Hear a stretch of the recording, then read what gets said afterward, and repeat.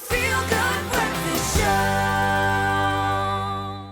Welcome back to your Feel Good Breakfast Show. We're only in the first hour and such a jam-packed show it has been, man. And we have so much more coming your way in the form of JP reviewing some goodness. Now, I'm very excited about this movie and hearing more about it. Two greats coming together, Deadpool and Wolverine. I got my Wolverine nails. How about yours? Yeah, no, my hands. It looks like I spent a day at a dog shelter yesterday. It looks like I spent the day with Wolverine, but it was well worth it. Absolutely loved that day. Absolutely loved the notion of these two actors, these two characters who we love so much. Yes. I'm just terrified it's going to disappoint because it's been so much build-up, dude. How are you feeling about Deadpool? What's the build-up? To put it this way, like, how long has it been? 24 years, I think, since Hugh Jackman took up the mantle of Wolverine. You are 24 kidding, years? buddy. And I mean, you said that you've seen Deadpool 1 at least. Yes, I have. And I've seen, he's part of X-Men. But would you call yourself like someone who hunts down superhero movies, or does if it's on your radar? My brother's huge into it, and so he kind of like introduced me to it. So I wouldn't say that I would, But now with the red, but I red like hair, it. now with the red You know hair, what? is that gonna change, maybe? It's a new girl, maybe. Get that white streak. But now, the thing is that irrespective of the fact that you're not necessarily hunting these down, you do obviously appreciate what Hugh Jackman has done. We were talking about that. Absolutely. Like, Especially if you've seen Logan in that journey with Wolverine, you kind of, wow, that bonded me to the character on a different level. But also Deadpool, I really just like his character, and so I'm drawn to it because of It's that. a bit of a breath of fresh air. Yeah. It's very unsuperhero-y. Yes, exactly. Anti-hero, I'm here for it. With a lot of R's in heroy for R-rated. So now, why this movie is, I suppose, special in weird terms, I suppose some people find it fascinating. You were just saying it is interesting, is that obviously we know by now that Disney bought Fox, which was Fox Studios before. Now it's I don't know, what are these names, whatever. I'm going to get in trouble For a lot of money, I But would it's imagine, Disney buying Fox. Yeah. And so the point being is that Fox obviously were the studio carrying Marvel that was telling the story of the X-Men. Disney was carrying the Marvel that was telling the story of the Avengers. So now they're trying to marry these two universes, of course. This is their first child. This is their first baby. Yeah, and are trying to thus form the bridge to, does Deadpool make it into the Avengers eventually, et cetera, et cetera. I would love to see that. Well, hey, if you're in for it, then maybe this is the movie for you. The first thing that, and I'll get into the evaluation a bit later after we show you a little bit of a clip, but I think most people are going to be worried about, is it respecting the memory of Hugh Jackman or the memory of Logan? And it sounds so dramatic to say, but he is such an important, such a stalwart to I think a lot of us growing up with superhero movies. I'm not even like a diehard myself, but for me, he is probably my most important. And he's also carried, let's be honest, the X-Men genre on film. He's been the guy. Yeah. He's kept that going. I mean, sure, we love Laser Eyes Boy. I don't even know the name. I can't Cyclops. but that's the thing is I can't about the remember guy the in the characters who wheelchair? played a lot of the other characters. To be honest. Don't you dare guy in the wheelchair me. That I is like Sir him. Patrick He's Stewart. telepathic, okay? So Professor X can hear you right now saying that, and it's a problem. But, so yeah, I want to get into the meat and potatoes, obviously, at course, and we'll have to slash those meat and potatoes. But first, we're going to look at a clip, a little taster. It's not necessarily a featurette. It's just a little spotty little appetizer of Deadpool and Wolverine, which is out tomorrow. And the people themselves we've just been talking about. We haven't even mentioned Ryan Reynolds. But that's maybe a good thing. Let's hop to it. Here it is.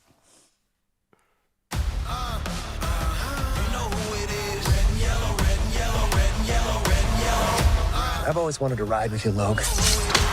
Deadpool and a Wolverine. Can you imagine the fun? The chaos? You mind putting your mask back on? Super hard to eat while I'm wearing it. It's super hard to eat when you're not.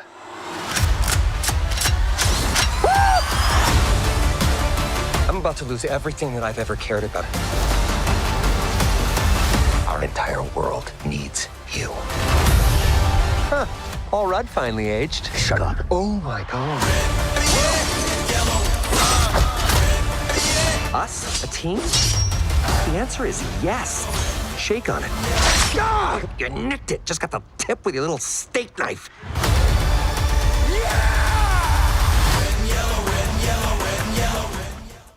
That looks epic. I'm on board. So you I'm have on board. no fears about, like, how do they bring back Wolverine? I don't care, man. I I'd don't pay care. 300 rand to go Listen, see that. after I was That's how taken much into the movies Spider-Verse, I'm okay with anything. We just need new reality, another reality, and we're okay. And, geez, it can't be any more downhill than some of the multiverse movies. Because, is that idea tired by now? So, yeah, maybe this would be an upswing because for me, Doctor Strange wasn't so great. And this latest one. Anyway, so let's talk about Deadpool and Wolverine. I think the first thing that I can appreciate about it is that it has similar, I was saying now to our color engineer, the sort of respect for what it's doing, similar to Ant-Man. So when Ant-Man 1, it was unsure if people would accept how weird the characters are. And that is weird humor. By Ant-Man 2, it sort of gained a backbone to go, oh, okay, we're allowed to be a bit weird. Right. And in the same way, Deadpool 2 was probably funnier for a lot of people than Deadpool 1 because it finds its feet. And in now with Deadpool 3, which we'll talk about the question of Deadpool 3, whether you call it that in a second, it's got sort of that confidence now to say, you know, even if you don't know about superhero movies, you might say to your partner, hey, you want to see a comedy this weekend? Yeah. So you might think of it less of as a funny superhero movie and more as a confidently written comedy. Now, for my money, and it's not a lot, there are whole scenes that maybe run on for too long. Sometimes you can see actors and you can see, yes, you're very talented, yes, but you're over-riffing, you know, like JP over-speaks. Sometimes you just need to move along to the action.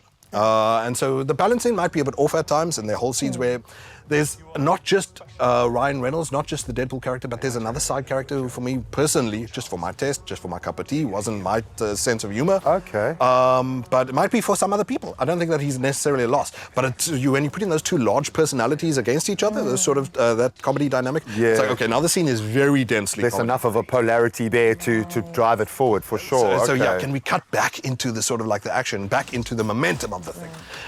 It doesn't necessarily lose direction for that reason. But so as far as the action, heck, how old is Hugh Jackman now? I think he's just over 50. And he looks incredible. Yeah, don't worry, his top comes off immediately. I mean, that's what I'm paying the 300 grand for. So yeah, it does.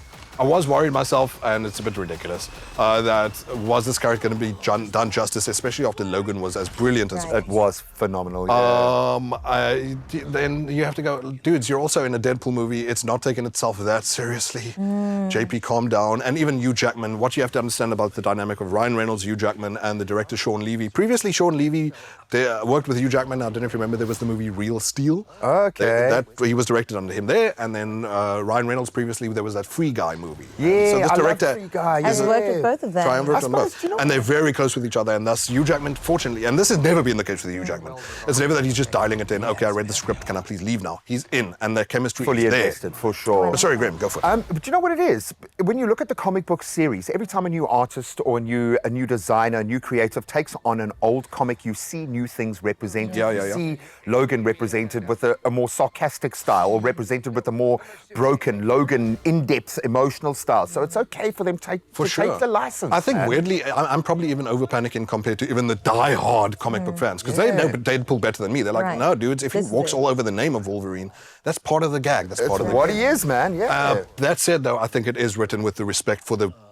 Here's what I don't like sometimes about some movies is that they'll rip off the very thing that you're doing. So, and Deadpool can do that at times. It's like, hey, isn't it so silly to wear a blue suit jacket on Expresso? And it's like, dude, you're in it. Yeah. You're doing the thing that you're trying to make, you know, Yeah, all of. there's self-effacing and then there's ridiculous. And yeah. then, you know, Can I you pump the interject brakes. there? I did have a question that you touched on earlier around if this is the third Deadpool or not. Oh, there Because we the go. title alone, Deadpool and Wolverine, I mean, his name comes first. The stylistic of the poster, I mean, it looks very Sure, Deadpool. sure. It's So, short-lived, but it's Deadpool, So yeah. the director himself, Sean Levy, said, please maybe try not to think of it as Deadpool 3, especially since, like I said, it literally feels like a legal document. It feels like this bridge between these two universes. Long story short of what I'm trying to say there is that aside from respecting the character of Wolverine, Wolverine is also given the time he deserves. And also the reason he deserves. Because, sorry, I haven't even told you what the story's about, because who cares? You're going to go watch this anyway. Yeah. Like, Deadpool basically is looking for purpose in this universe that he's in. He obviously faces the threat, however, because now he's like, okay, am I just a clown? right. Mad Max. He faces the threat that his universe is now being ripped up by the multiverse that enters into it, and then he rips off the multiverse. Yeah. But it's like, dude, you're doing the multiverse thing. You're doing the very thing you rip off. But who cares? Whatever. That's JP getting up his own bum about silly stuff. And then all that said, fortunately, Wolverine's character is never just treated like an hors d'oeuvre. He's never just treated like a function of Deadpool's story. He's also got his own thing in the works. He's Oh, got lovely. the gravitas. And he's got the yellow suit. That balancing's good at least. We love it. But I think the strongest thing for me, like I said, is the fact that it's a comedy before Okay. it's just a funny superhero movie. And Popcorns, look, the how action many looks does it epic get? as well, hey? You want to know popcorns? Yes. JP's a grouch, you know that. Of course. We know this. Fans will give it double. They're going to give it 12 out of 10. JP can only give it 6. 6. Oh, so here's my other major thing. Is like, it's dudes, you're bringing in this bright yellow suited guy.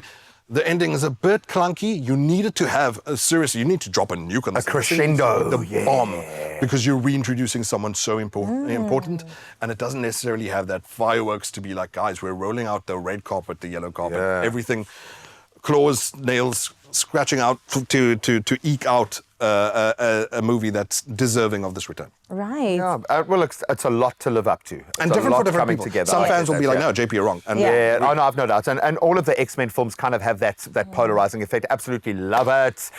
Well, in that vein, and about JP, thank you so superheroes, much. exactly. We Thank you, appreciate it. JP. We'll give it an extra 2. We'll make it 8. So JP 6 is our 8.